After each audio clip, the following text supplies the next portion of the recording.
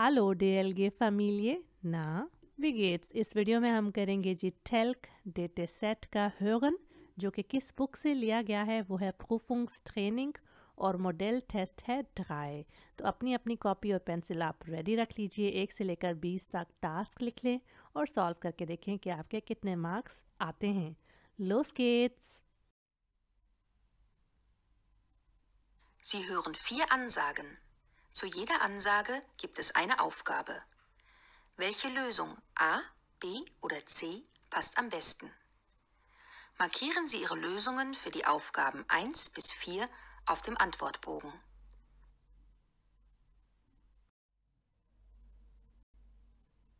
Beispiel: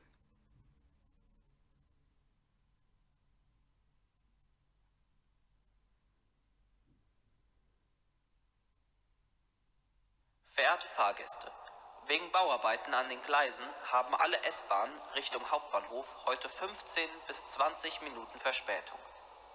Und noch ein wichtiger Hinweis: Die Linie S4 zum Hauptbahnhof fährt heute von Gleis 7 ab und nicht von Gleis 5. Wir bitten um Ihr Verständnis.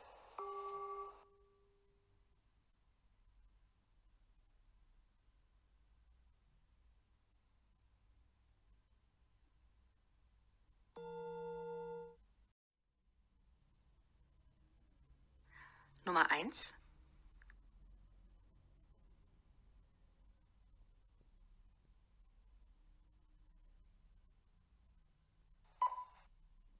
Guten Tag, Frau Schmidt.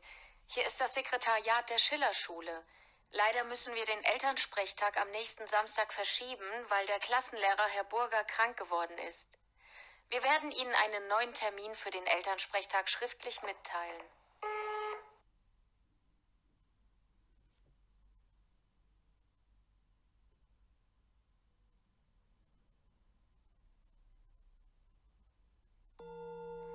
Nummer 2.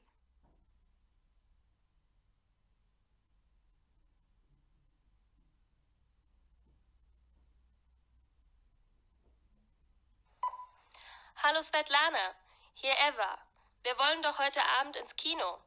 Ich habe dort angerufen und 2 Karten reserviert. Der Film fängt um 20:30 Uhr an. Wir müssen aber schon eine halbe Stunde vorher da sein, um die Karten an der Kasse abzuholen. Kannst du das machen? Ich muss nämlich bis 20 Uhr arbeiten und kann erst kurz vor 8:30 zum Kino kommen. Danke.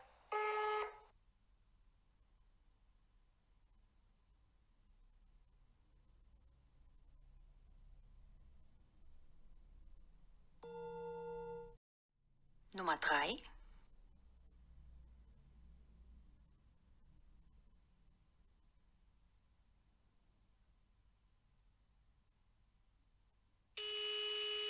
Guten Tag, hier ist der automatische Anrufbeantworter des Bürgeramts Hannover. Sie rufen außerhalb unserer Geschäftszeiten an. Diese sind montags bis freitags 8 bis 14 Uhr und dienstags und donnerstags 8 bis 18 Uhr. Außerdem haben wir auch an Samstagen von 9 bis 14 Uhr geöffnet. Für weitere Informationen können Sie unsere Telefonhotline anrufen 0511 168 44722. Vielen Dank.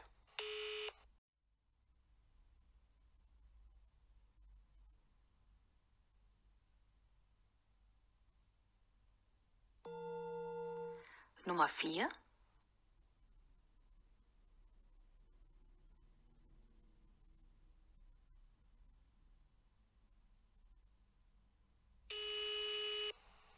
Guten Tag. Hier ist die orthopädische Praxis Dr. Metz. Wir sind im Urlaub. Unsere Praxis ist bis zum 1. März geschlossen. In dringenden Fällen können Sie sich mit unserer Vertretung in Verbindung setzen. Frau Dr. Lohfert, Kaiserstraße 20, Telefon 069 23 44 89. Die Vertretung für Akupunkturbehandlungen übernimmt in dieser Zeit Frau Bergmann. Ebenfalls Kaiserstraße 20, Telefon 069 23 56 39. Ab 3. März sind wir wieder für Sie da.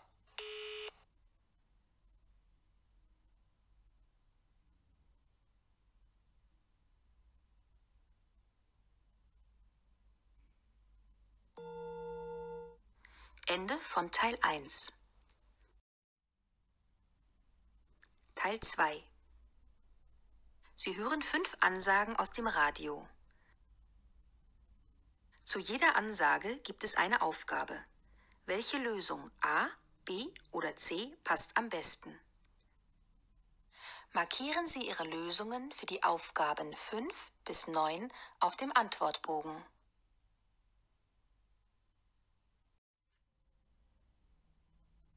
Nummer 5.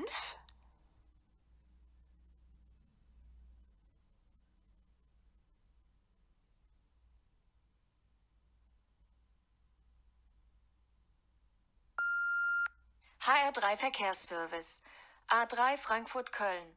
Zwischen Limburg Nord und Dietz 3 Kilometer Stau wegen einer Baustelle. Vorsicht auf der A5 Heidelberg-Darmstadt.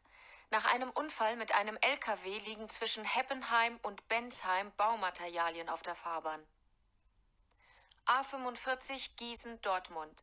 Zwischen Freudenberg und Kreuz Olpe Süd fahren Radfahrer auf der Fahrbahn. Fahren Sie bitte vorsichtig.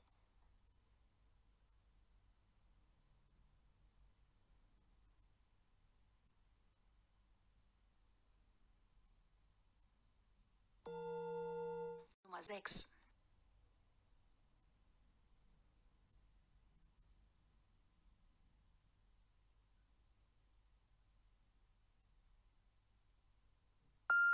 Und jetzt das Wetter in Hessen. Am Freitag ist es noch nass und kalt mit Höchsttemperaturen um 8 Grad und kräftigen Winden. Aber am Wochenende lässt sich häufig die Sonne sehen bei steigenden Temperaturen. Nächste Woche erwarten wir dann wieder starke Regenfälle mit Wind.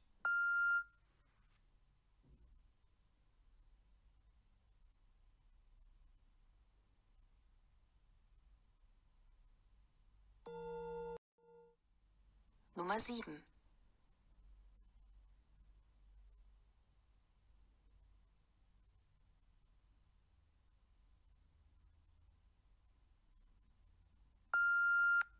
Liebe Hörer, in unserer Sendereihe Recht und Finanzen gibt Ihnen jetzt unser Experte vom Finanztest wichtige Informationen zum Thema Autoversicherung. Wie lange können Sie Ihre Autoversicherung frei wechseln? Bis wann können Sie Ihre alte Versicherung kündigen? Danach die Neuigkeiten aus der Welt des Rechts. Bleiben Sie dran.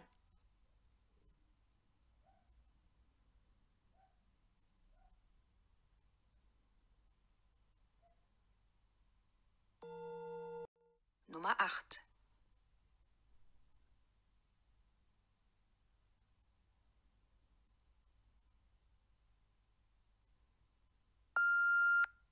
Bitte achten Sie auf die folgende Programmänderung. Wegen einer Sondersendung zu den Landtagswahlen in Nordrhein-Westfalen um 20:15 Uhr fällt heute Abend der Krimi-Polizeiruf 110 aus. Wir werden den Krimi zu einem späteren Zeitpunkt senden. Den neuen Sendetermin finden Sie ab morgen in unserem Videotext.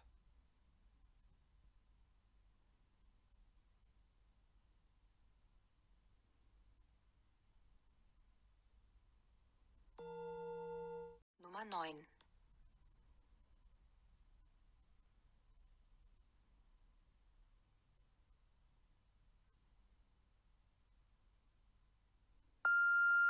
Und hier eine Meldung der Polizei. In einer Lagerhalle in Griesheim ist ein Brand ausgebrochen. Das Feuer ist inzwischen unter Kontrolle. Wegen der Rauchentwicklung werden die Bewohner des Stadtteils Griesheim aufgefordert, Fenster und Türen zu schließen und in ihren Wohnungen zu bleiben. Bitte gehen Sie nicht zum Unfallort und behindern Sie nicht die Löscharbeiten.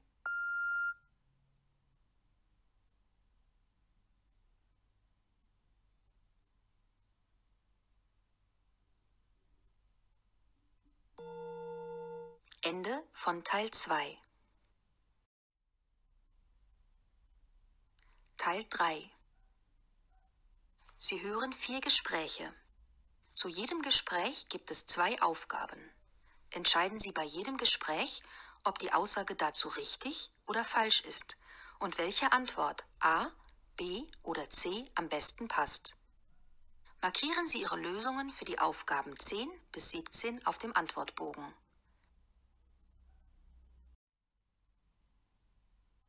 Beispiel: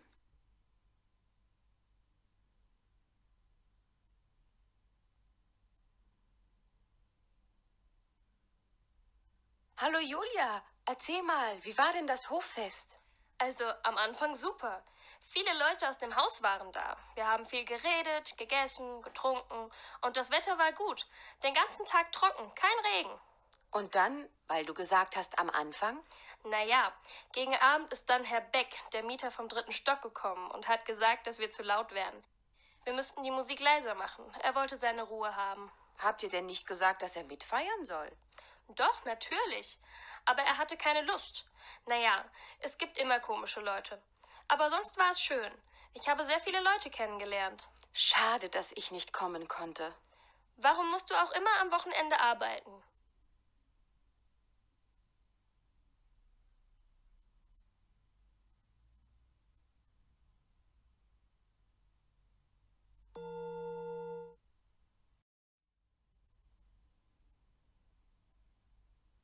Nummer 10 und 11.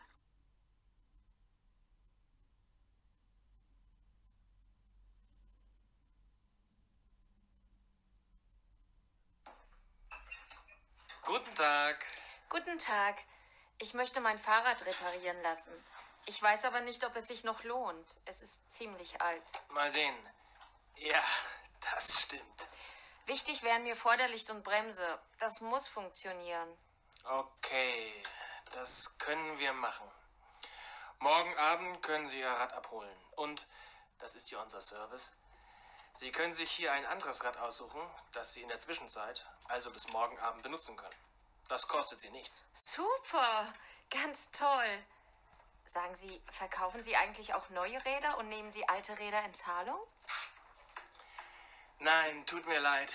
Das machen wir nicht mehr. Das lohnt sich für uns nicht. Aber gehen Sie doch mal zum Fahrradservice in der Gartenstraße. Ich glaube, die haben interessante Angebote.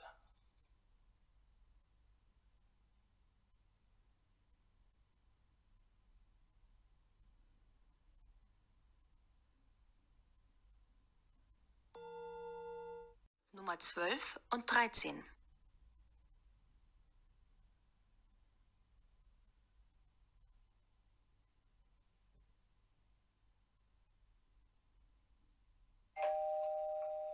Hallo, Herr Wagner.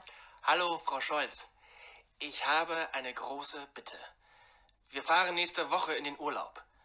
Könnten Sie dann nach unserer Post gucken und bei uns die Blumen gießen? Kein Problem. Ich finde, Nachbarn sollten sich immer helfen. Wie lange sind Sie weg? Bis Sonntagabend. Also, am Wochenende bin ich auch nicht da. Aber die Blumen muss man ja nicht täglich gießen, oder? Nein, nein. So heiß ist es nicht. Vielleicht zweimal die Woche. Und mit der Post? Erwarten Sie etwas Wichtiges? Dann kann ich Sie im Urlaub anrufen, wenn Sie mir eine Telefonnummer geben. Ach, was soll schon kommen. Meistens sind das ja sowieso nur Rechnungen. Das kann warten. Wichtig ist nur, dass der Briefkasten nicht zu voll wird.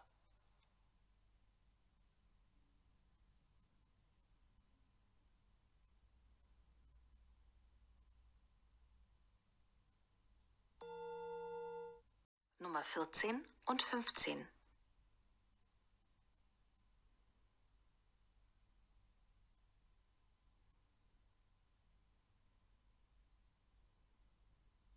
Guten Tag. Ich komme gerade von meinem Arzt und habe hier ein Rezept. Guten Tag, einen Moment bitte. Das Medikament haben wir im Augenblick nicht hier. Wir müssen es bestellen. Heute um 14 Uhr ist es da. Gut, dann komme ich später noch einmal vorbei. Wie viel muss ich zahlen? Einen Moment. Das Medikament ist gebührenfrei. Ist ja toll.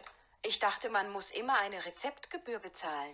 Im Prinzip stimmt das, aber es gibt auch ein paar Arzneimittel, die gebührenfrei sind. Haben Sie noch einen Wunsch? Ja, ich brauche noch eine Zahnbürste. Schauen Sie da hinten. Wir haben eine große Auswahl.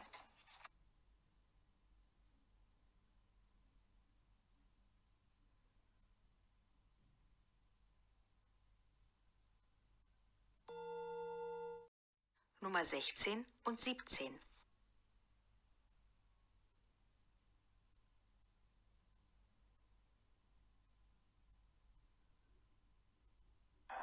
Hallo, Herr Braun. Kommen Sie heute Abend auch auf die Betriebsversammlung? Nein, leider kann ich nicht. Schade. Es wird sicher interessant. Diskutiert wird unter anderem die Urlaubsplanung, die Pausenregelung und wie es mit Fahrgeld aussieht. Ach ja, das Jobticket. Das ist natürlich sehr wichtig. Überlegen Sie es sich doch noch einmal. Mal sehen. Ich habe heute Abend eigentlich einen Termin mit dem Nachhilfelehrer von Tobias. Aber vielleicht kann ich den auch verschieben. Das wäre gut. Es wäre schon wichtig, wenn so viele Kollegen wie möglich anwesend sein könnten.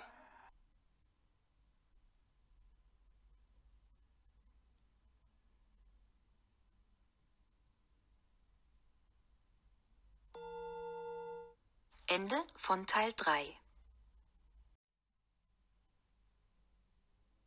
Teil 4. Sie hören Aussagen zu einem Thema.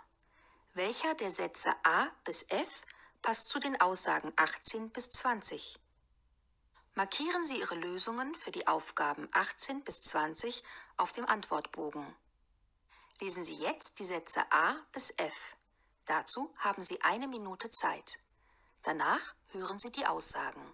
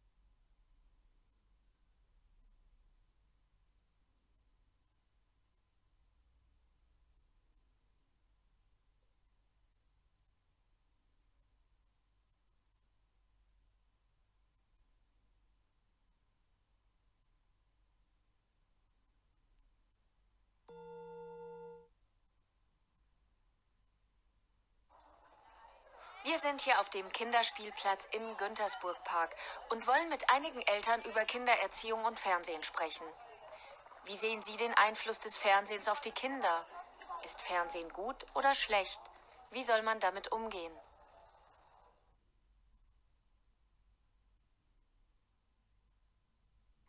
Beispiel.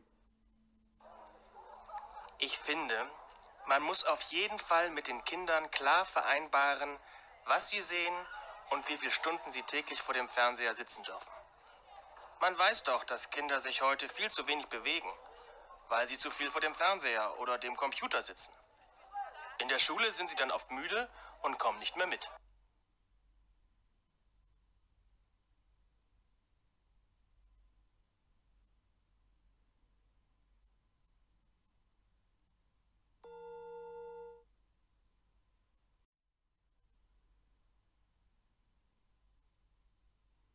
Nummer 18.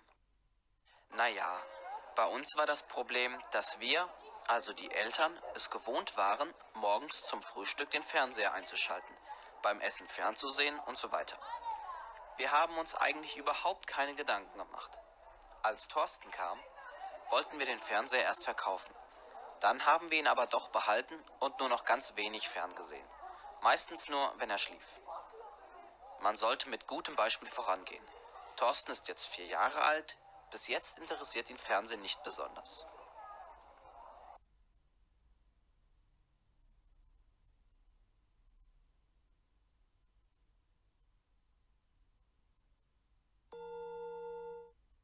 Nummer 19. Ich finde, in den ersten Jahren sollte ein Kind überhaupt nicht fernsehen und ab 3 Jahren, wenn es sich wirklich nicht vermeiden lässt, höchstens 20 Minuten pro Tag. Später, wenn das Kind in die Schule geht, vielleicht 1 Stunde. Und wenn sie größer sind, ist es natürlich wieder anders. Wichtig finde ich, die Fernbedienung wegzulegen.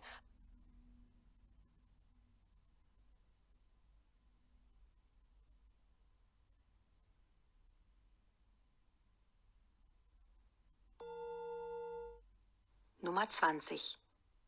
Früher gab es bei uns oft Streit, weil unsere Kleinen immer Fernsehen wollten und wir das nicht gut fanden.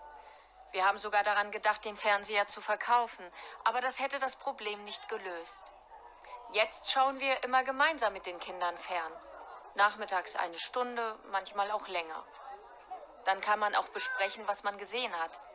Ich finde es sehr wichtig, dass man die Kinder mit den Medien nicht alleine lässt.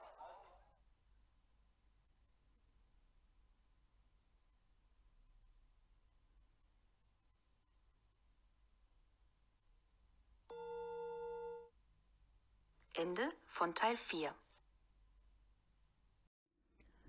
hören complete हो चुकी है। अब हम इसके lösungen देख लेते हैं, जो कि ये रहे। मुझे ज़रूर बताइएगा कि आपके 20 में से कितने मार्क्स आए कमेंट्स में। ये वीडियो आपको कैसी लगी? क्या इसने आपकी हेल्प की है? अगर हाँ, तो अपने लैंग्वेज लर्निंग फ्रेंड्स के साथ जिनका जल्दी ही टेल्क डेटासेट एग्ज़ाम होने वाला है, उनके साथ इसको ज़रूर शेयर करें। वीडियो को लाइक और कमेंट करके मुझे बताइए कि आप किन टॉपिक्स पर वीडियोस देखना चाहते हैं। दोनों चैनल्स के लिंक्स दिए गए हैं, इनको सब्सक्राइब कर लें। मैं मिलती हूँ नेक्स्ट वीडियो में। चूस।